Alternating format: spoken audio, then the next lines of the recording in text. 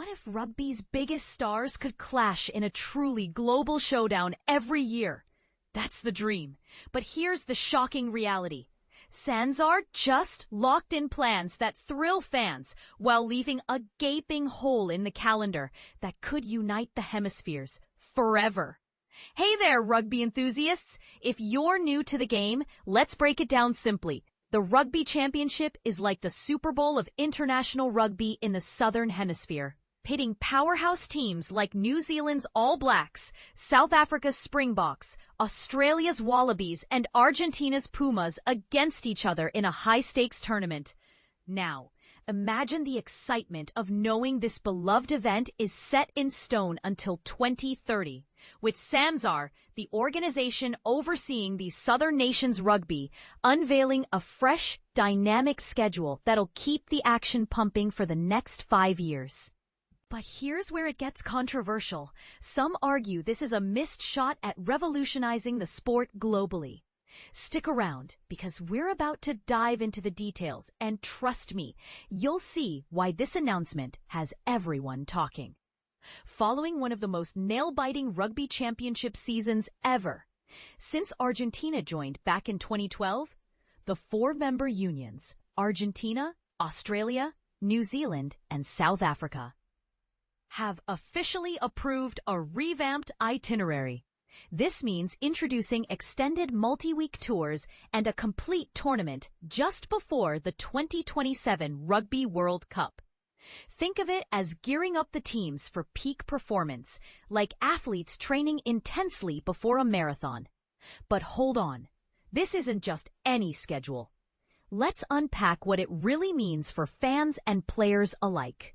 Here's the breakdown of the key changes, explained step by step so even beginners can follow. The tournament will be paused in 2026 and 2030. Instead of the usual round-robin matches, these years will focus on those thrilling tours, giving teams a chance to build momentum outside the championship format. For the first time ever, a full Rugby Championship will unfold before a Rugby World Cup in 2027. Expect the complete tournament to run through July and August, unlike past shortened versions in World Cup years.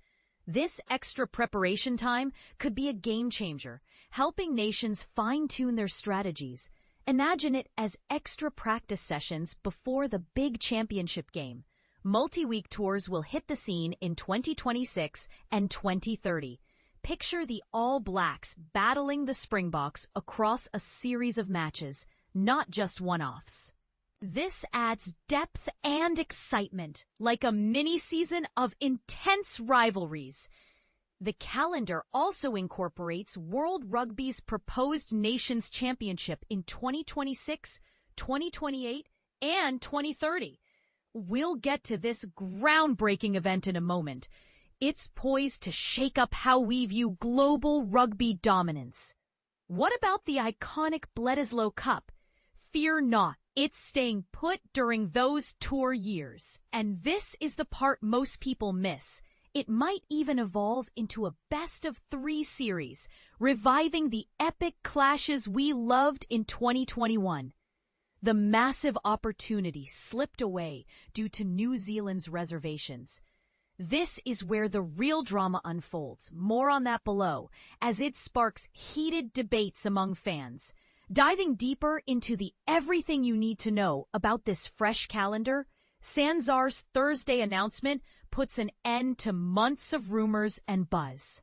After this year's fiercely competitive Rugby Championship, which went down to the wire, it seems the unions had a change of heart. Earlier whispers suggested switching to a tour-only format for 2028, potentially ending the traditional tournament as we know it. But credit goes to Rugby Australia's CEO Phil Waugh for pushing back and championing a return to the full event. In a nutshell, this U-turn means more consistent, high-quality rugby for everyone. Originally, 2028 was slated for a different vibe. The Wallabies touring New Zealand for 3 matches, the All Blacks heading to Argentina for a similar stint, and the Springboks visiting Australia. But that's been scrapped in favor of a complete Rugby Championship right after the 2025 edition's Edge of Your Seat finale. And here's where it's interesting. SANZAAR has practically guaranteed the debut of the greatest rivalry, Tour in 2026. The All Blacks will take on the Springboks 3 times in South Africa, plus an extra match at a neutral venue, while also facing off against 4 United Rugby Championship URC teams for added spice.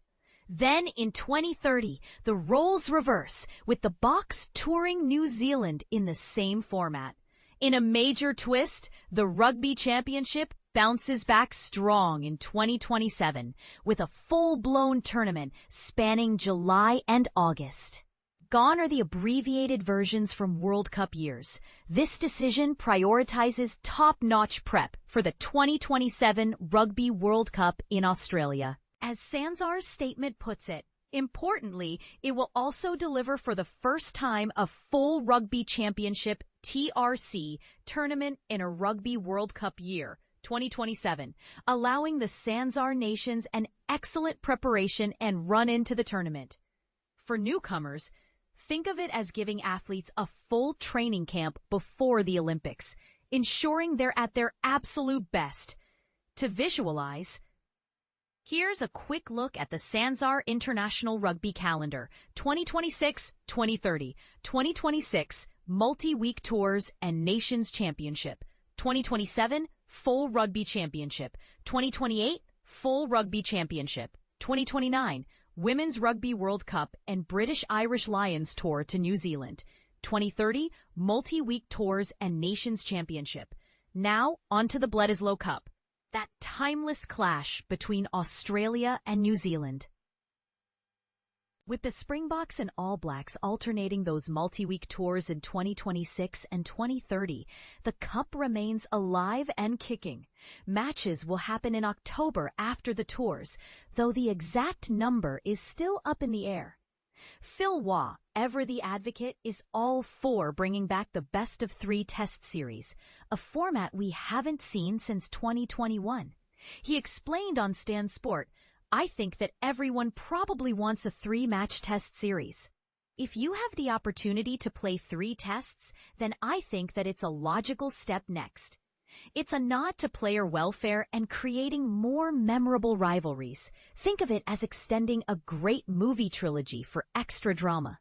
Shifting gears to World Rugby's Nations Championship, this is set to revolutionize international rugby in 2026, 2028, and 2030. Envision the world's top 12 nations, featuring elite players, competing in 2 rounds of games in July and November every other year to crown the ultimate champion and assess hemispheric balance. The setup includes a European conference with 6 nations teams: England, France, Italy, Ireland, Scotland, Wales, and rest of world conference with SANZAAR nations plus invites like Fiji and Japan. This replaces the old July and November windows, promising a more structured global stage. As World Rugby tweeted back in 2019 after stakeholder meetings, it's designed to highlight the dominant nation and the balance of power between rugby's hemispheres. For beginners, it's like an expanded World Cup preview, giving fans a taste of international supremacy without waiting 4 years. What's more, SANZAAR listened to fans and broadcasters in crafting this schedule, incorporating the 2027 Men's Rugby World Cup, 2029 Women's Rugby World Cup, and 2029 British Irish Lions Tour to New Zealand. CEO Brendan Morris emphasized this collaborative spirit.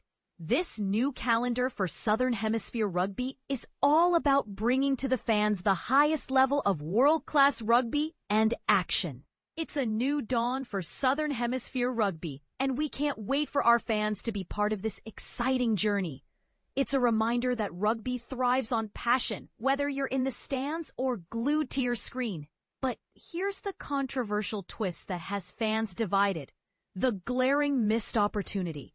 Despite all these exciting changes, the calendar doesn't align with the Six Nations Championship in the Northern Hemisphere.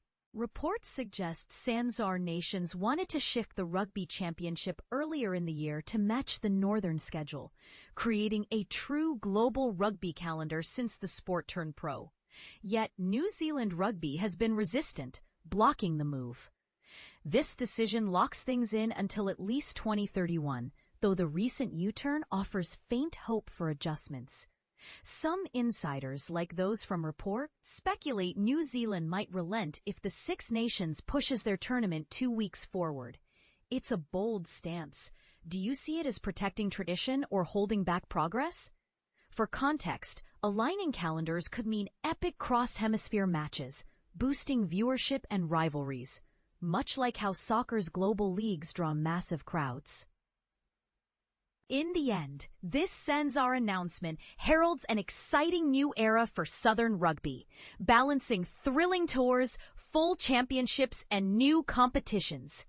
Yet it leaves us pondering, is New Zealand's caution justified, or is this a wasted chance to make rugby truly worldwide?